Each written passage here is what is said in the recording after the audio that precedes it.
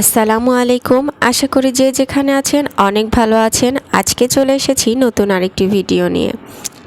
একদিন সব হবে, এই আশায় দিন কাটে অনেকের, কিন্তু যখন সব হবে তখন হয়তো আর শখের সেই বয়সটা থাকবে না। যে সময়টাতে চাওয়া পাওয়ার আনন্দটা সবচেয়ে বেশি থাকে, সেই সময়টা চলে যায় টাকার অভাবে, কিছু না পাওয়ার বেদনায়।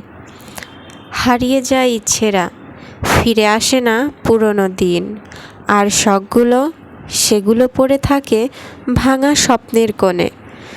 জীবন একদিন সব দেয় ঠিকই, কিন্তু অনেক দেরিতে, যখন আর পাওয়াটার মধ্যে আনন্দ থাকে না। এই কথাগুলো মনে পড়তেই গাটা শিউরে উঠেছে। এই তো সেদিন বেতনের অপেক্ষায় ছিলাম, প্রায় 2 মাস যাবৎ বেতন পাইনি। খুবই কষ্টে দিনগুলো যাচ্ছিল।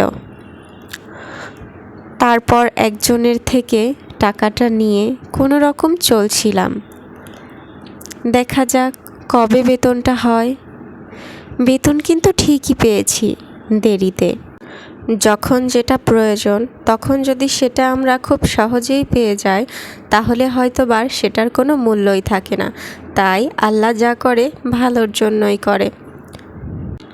বেতনটা যদি 2 মাস আগেই আমি পেয়ে যেতাম, তাহলে হয়তোবা পুরো টাকাটাই আমার খরচ হয়ে যেত, কোনো না কোনো কাজে লাগাতে পারতাম না।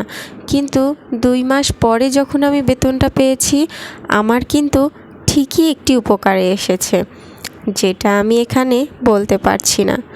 কিন্তু ওই যে দিনগুলো আমাকে কষ্ট দিয়েছে, কষ্ট করে দিনগুলো আমাকে পার করতে হয়েছে, সেগুলো আমার আজীবন মনে থাকবে, এবং জীবনের যে বাস্তব শিক্ষাটা আমি পাচ্ছি সেটা কিন্তু আমি আর কোথাও পাবো না।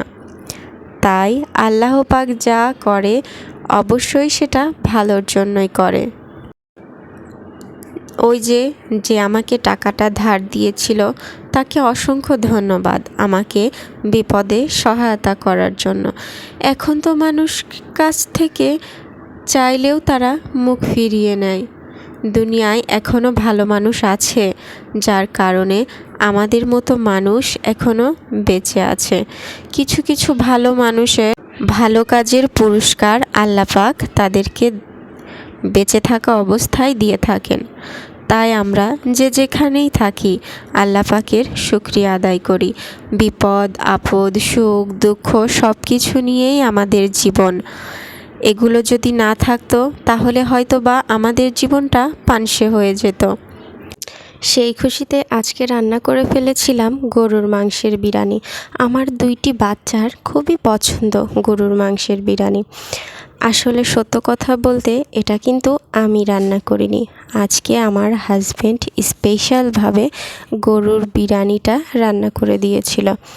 গরুর বিরিয়ানি বললে ভুল হবে, গরুর মাংসের তেহেরি হয়। যা টেস্ট হয়েছিল, আমার বাচ্চারা তো খেয়ে অনেক খুশি। আমার হাজব্যান্ডের হাতের রান্না অনেক টেস্ট।